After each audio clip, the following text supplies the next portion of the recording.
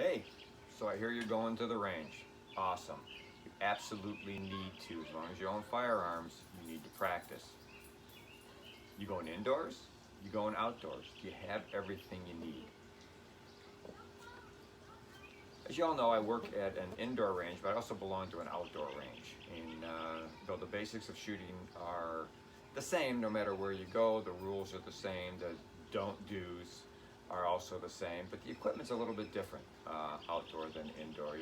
With the outdoor, you really got to think about all the different situations that you could encounter outside, and you need to be prepared and take stuff with you.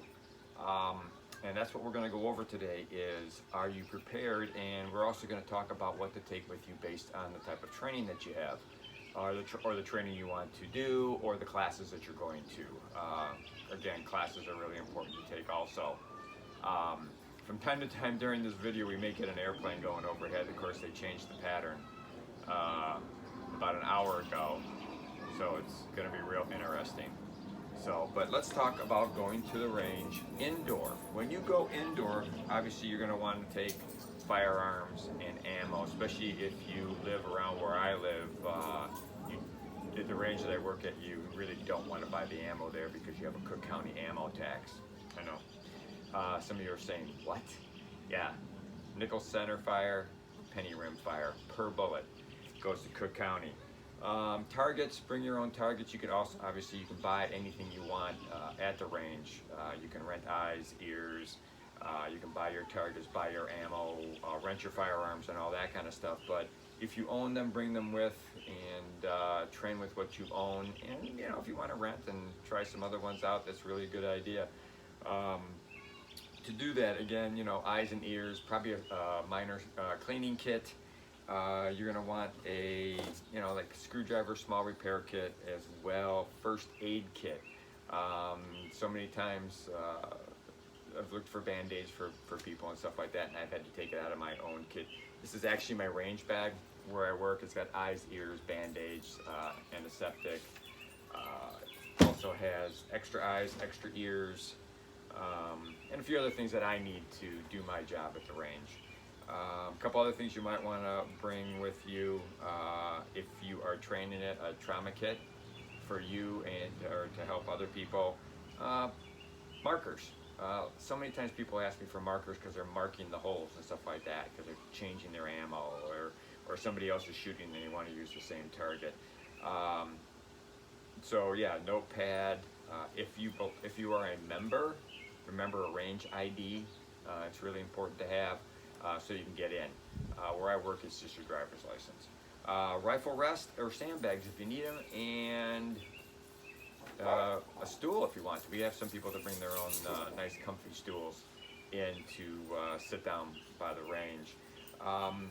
That's indoor. Well, let's talk about outdoors. Basically the same thing. I mean, you still have your firearms and your ammo, your targets, paper if you've got steel. Those are so much better, especially for distance, because then you can hear if you hit it or not.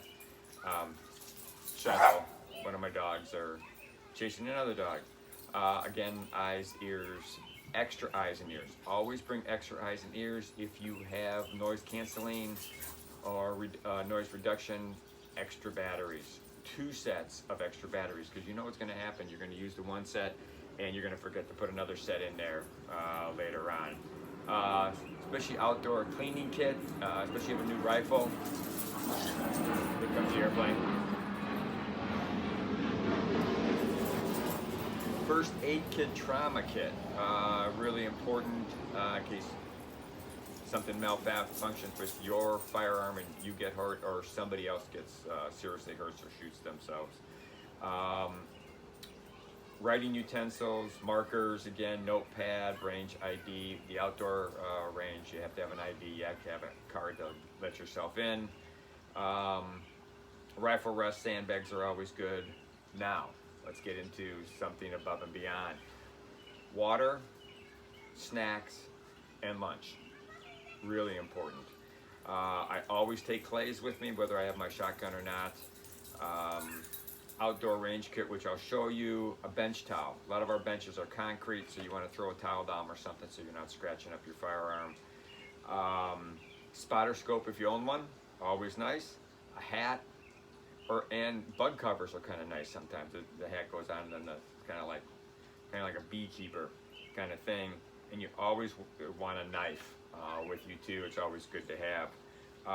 Outdoor range kit. In your outdoor range kit, this is a separate kit, which I've got right here. I keep bug and sun lotion, wasp and hornet spray, stapler and staples, because you're going to have to put targets up downrange, and you're going to want those. Duct tape. Some places you can only use duct tape to put your targets up. I've used that before. It works pretty good. Extra eye protection, always. We talk about that are in here. Garbage bags, large clips, and bungee cords. Always good to have. And I always take a bucket, a big bucket back here. Because our range, you can pick up your own brass, and you also have to do so many hours of help and cleaning up brass from other people that don't clean up the brass or classes and stuff like that. You can use this bucket. It makes it a lot easier than having it in your hand and running back and forth. But that's, just us at our range. Some other things that you want to think about, especially if you're going to be there all day. Flashlight, extra batteries.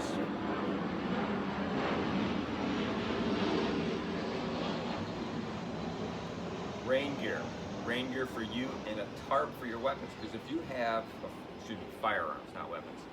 If you have your stuff out and all of a sudden it starts sprinkling, you have this tarp, you can throw it over your gear real quick. A lot of people don't think about that. It's a lot easier doing that than running back to the car with all your stuff. Because your car may be parked in the lot and you're up by the range, which might be a ways away. You want to have a small toolkit above and beyond for your firearms. Hammer, nails, screwdrivers, pliers, various sizes, pry bar, and cutters. And the reason we do that is that sometimes some of the backstops for the targets get broken, and we'll fix them. And if you're a member, you understand that. You should always have that with you. Actually, you should always have that in your car anyhow. But let's look at some of the stuff here that I've got. This is my range bag that goes everywhere with me. All right. So not only do I keep an ammo can that has every kind of caliber that I need, shotgun shells, 9mm, 40, and 45 and 22s, but I keep a supply of in here. Maybe somebody runs out and needs some. Maybe you're going to stay a little bit longer. Or you're there with somebody else, and a couple of your buddies show up, and you want to stay a little bit longer, but not you're out of ammo. Is that a good catch or what? So again, this is the regular range bag I use for work, and it's got my electronic hearing protection, noise reduction. It's got my Oakley's eyewear, and a few other items that I use because we get mic'd up when we're in the range. A couple other things to bring: your cleaning kit. Bring your cleaning kit with you. It's got everything you need in case you have a malfunction or whatever, or somebody else needs something. You know what you're saying? There's your food kit. Well, there's my coffee cup. There's your food kit. This is not my food kit. This is actually trauma kit. Everything I need in here, short of IVs and saline and all that kind of stuff, which I don't carry. My son carries, but I don't carry. Food, water, and snacks. Oh no. Go big or go home, baby. Right there. Water, tea, Cliff bars, sandwiches, stuff like that. It's nice to have all that stuff with you. Targets. You can never, ever have enough targets. All kinds of targets. Bring them with you. Don't leave them home. There's no reason to bring them home. Obviously, clays. Always bring clays, like I said.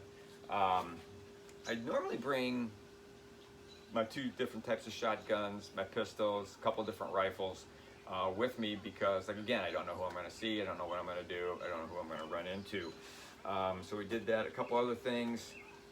If you can and you are trained in it and allowed to at your range, holster draw. There's no reason not to bring it and train holster draw. If you're trained in it, practicing it. If you are trained tactically, is that a word? Bring your equipment to practice tactics. I run into a lot of guys out there that I've gone to classes with, a lot of guys that are former military, special ops guys, and they just like to kick my butt. They truly do. And it's fun. It's good to know all that stuff. They've helped me set up stuff because I was never in the military, so these are the go-to guys. Back to this little kit here, we've got ammo, extra eyes, extra ears, also gloves. Guys, we can't always remember all of our firearms. Bring the manuals, because where the range I'm at is I can't go online a lot. I've got extra chamber flags, again, like I said, extra ammo. Pistols are down here. This has got its own rain tarp. There are a little bit of tools in here and stuff like that you're going to bring with your rifles. No, I'm not that strong. The rifles aren't in it. Your different sizes you want to bring with you. Like I said, your pistols and all that. But that is what you're going to want to bring. But let's talk about a day at the range and what you really want to do. When you get there, you want to set up.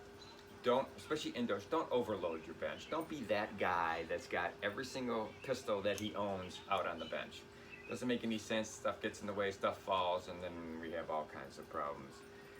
So do whatever it takes for you to calm down. Get ready. Take a couple shots. Shoot a magazine or two. Relax. Just take it easy. Relax. Breathe. That's the number one thing that I try to tell all the people at the range. Just breathe. Remember about work on body position, hand position, and stuff like that. Work on your aiming, muscles, and breathing. And when I say aiming, muscles, and breathing, I get so many people that will come up and they'll hold, and I'll just see their arms shaking because their muscles are getting tired. Don't do that. Come up, aim, fire. Breathing tactics. Breathe in. A sniper once told me, he says, this is how we were trained. Breathe in, exhale, fire. Breathe in, exhale, fire. And the reason being is if you breathe in and you're holding, your muscles get all tense and stuff like that. So try that when you're at the range. That breathing technique that a couple of snipers that I know taught me about. Remember, trigger control, fire, finger out. Unless you're doing double taps, and ask your range, make sure they allow double taps. Pull length. Pull length is important. A lot of people tell me, and it's true, you want to be a little bit surprised when that firearm shoots, until you get to know that. So when you're ready to go, load it up, aim down range, never turn around, obviously. You just want to go ahead and shoot, clear, and relax. That's it, and then have some fun with it. Some of the training you want to do, people don't think about this stuff, two-handed. Obviously, the way most people two-handed. But you also want to try one-handed. And the reason being, what if one of your, if you're protecting somebody, or one of your arms are injured, could be shot. Both sides, especially your weak side. If you're left-handed, train right-handed. Change your positions, change your feet position. Try the different ways that you can set up. Do you wear regular glasses? To see and stuff like that. Shoot without them. See what it's like to shoot without it. Can you aim? Obviously, in that situation, it's going to be, for an attacker or whatever, you're not going to shoot distance. So you're not shooting more than 21 feet. So don't set your target at more than 21 feet. Because they're not an aggressor beyond 21 feet. Just remember that. You can train with snap caps at home, not at the range, or when you're at the range, have somebody fill your magazine for you. Throw a snap cap in there. So then they have to do emergency clearing. There's some great classes on that. Count your shots. Learn to count your shots. I see so many people out there shooting, and they don't understand why the triggers pull back and the slides lock back. You're out of ammo, so somebody has to tap them on the shoulder. You're out of ammo. Holster draw if you can. Not all ranges allow it. Train to keep on safe until aiming. Keep your finger off until you're ready to shoot. All right. Double tap. I talked about double tap a little bit. Learn double tap. It's great. 2 to the chest, 1 to the head. That's 3, I know, but 2 and 1. But make sure the range allows you to do that. Take advantage of some concealed classes, conceal and carry classes. Train with a partner. That'll give you 2 things. It'll be fun. You won't shoot as much, so you'll save money on ammo. That's kind of important. It's always fun to be with somebody else. Now I want to discuss a couple of things that are really important. I want to talk to you about what you don't do at a range, ever, ever, ever, ever at a range. Let's talk about this right now. And this goes for indoor and outdoor. Do not point your firearm anywhere but downrange, even empty. Always consider the firearm to be loaded at all times, because everybody else is. So you should also point downrange. If you're outside, do not bring your barrel up above the berms that are around you. That is a no-no, because if it accidentally fires, you don't know where that bullet's going. Do not rapid fire ever. You cannot control your weapon. It gets a little wanky, just goes all over, and there's no reason for it whatsoever. Double tap, okay? Rapid fire, no. All right? Do not, if you're indoor at a range, do not take your firearm and go from one range line to the other, put it in a case, or better yet, leave it there and have the people, if you're shooting multiple people, different lanes and stuff like that, move the people, not the firearms, okay? Do not uncase your firearm unless you're on the firing line, all right? That's absolutely a no-no. Do not be at the wall and uncase your gun and then turn around and go to your lane. You're sweeping the entire range. Don't do that, all right? Never, ever remove your eyewear in the range. You wouldn't remove your hearing protection, would you? So don't remove your eyes. If you have to, if something's in your eye or they are fogging up, either walk out of the range or back away from the firing line against the back wall, pointing away or looking away from downrange. Wipe your glasses, put them back on, and then turn around. And don't ever hold 2 firearms at a time and fire. It's not necessary. You know, and I know your buddies are probably taking a video of you. Don't do it. It just doesn't make any sense. Do not wear loose-fitting or skimpy clothing at the range, and no sandals, ladies. You'll get burned. The empty shell casings, when they come out, they are hot. And you know what? You know where they're going. I guarantee you know where they're going. A hat. Let's go back to the range, especially outdoor. Wear a hat. Indoor, wear a hat. Because sometimes the casings will fall against your glasses and that hurts. Wear a hat. Keep that from happening.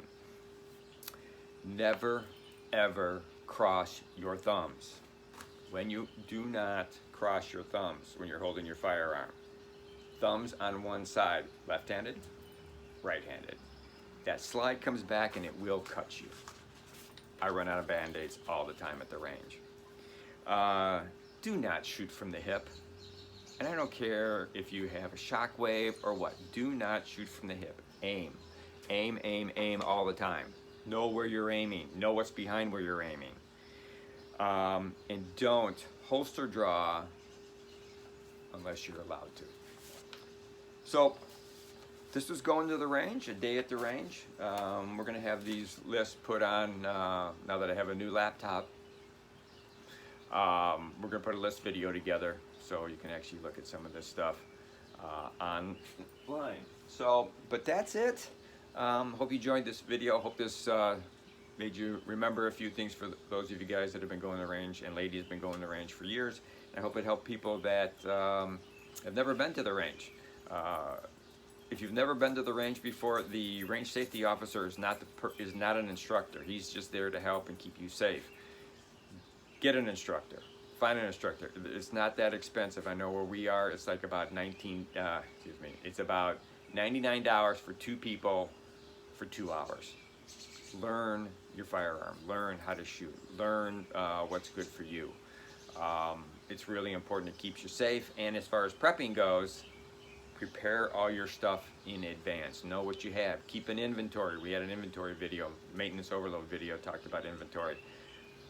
Have that inventory list available at all times, and if you run out of stuff, put it on your needs list.